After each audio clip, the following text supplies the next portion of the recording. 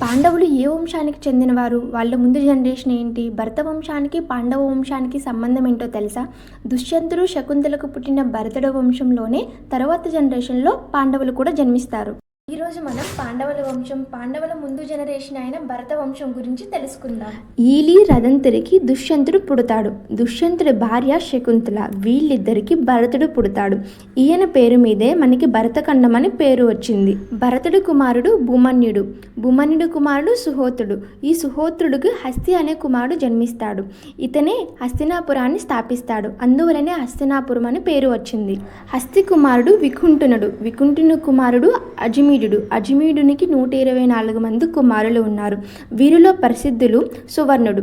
సువర్ణుడు కుమారుడు కురురాజు కుమారుడు విదూరుడు కుమారుడు అనశ్వుడు కుమారుడు పరీక్షిత్తు కుమారుడు భీమసేనుడి కుమారుడు ప్రతిశవ్యుడు కుమారుడే శాంతనుడు గంగాదేవిని వివాహం చేసుకుంటాడు. వీళ్ళిద్దరు కుమారుడు దేవవ్రతుడు. ఈయనే మహాభారతంలోని అత్యంత కీలకమైన పాత్ర వహించిన భీష్ముడు. తండ్రి సంతోషం కోసం రాజ్యాన్ని వివాహాన్ని త్యాగం చేశాడు. శాంతనుడు మరొక భార్య సత్యవతీదేవి. ఈమెకి పెళ్లి కాకముందే కన్యగా ఉన్నప్పుడే పరాశుని రాజు వల్ల వ్యాస మహర్షి జన్మిస్తాడు. శాంతనుడు సత్యవతీదేవికి చిత్రాంగదుడు విచిత్రవీరుడు కుమారులు. చిత్రాంగదుడు చిన్నతనంలోనే మరణించడం వల్ల విచిత్రవీరుడు రాజు అవుతాడు. విచిత్రవీరుడు అంబాలికలను వివాహం చేసుకుంటాడు. ఈయన సంతానం పొందకుండానే మరణిస్తాడు. అప్పుడు వ్యాస మహర్షి వల్ల అంబికకి ధృతరాష్ట్రుడు, అంబాలికకి పాండురాజు, దాసికి విదురుడు జన్మిస్తాడు. ధృతరాష్ట్రుడు గాంధారిని వివాహం చేసుకుంటాడు. వీళ్ళిద్దరికి 100 మంది కుమారులు జన్మిస్తారు. వీరే కౌరవులు. వీరిలో దుర్యోధనుడు, దుశ్శాసనుడు, వికర్ణుడు, చిత్రసేనుడు ప్రధానమైన వారు. పాండురాజు కుంతి మాద్రిని పెళ్లి చేసుకుంటారు.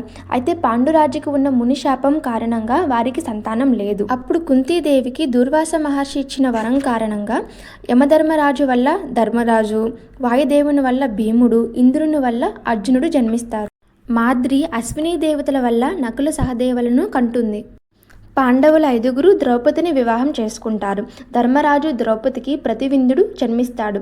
భీముడికి శృతసోముడు, అర్జునుడికి శృతకీర్తి, నకులుడికి శతానీకుడు, సహదేవుడికి శృతకర్మ జన్మిస్తారు. భీముడు అంతకు ముందే హిడింబిని పెళ్లి చేసుకుంటారు. వీళ్ళ కుమారుడు ఘటోత్కచుడు. అర్జునుడు శ్రీకృష్ణుడు సోదరి అయిన సుభద్రను వివాహం చేసుకుంటాడు.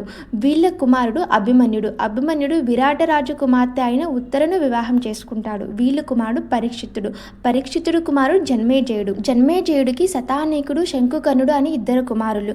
శతానీకుడికి అశ్వమేధ దత్తుడు కుమారుడు. ఇది భరత పాండవుల వంశం. పాండవులు ఉన్న జనరేషన్ని పాండు వంశం అని, భరతుడు ఉన్న జనరేషన్ని భరత వంశం అని ప్రసిద్ధి చెందింది.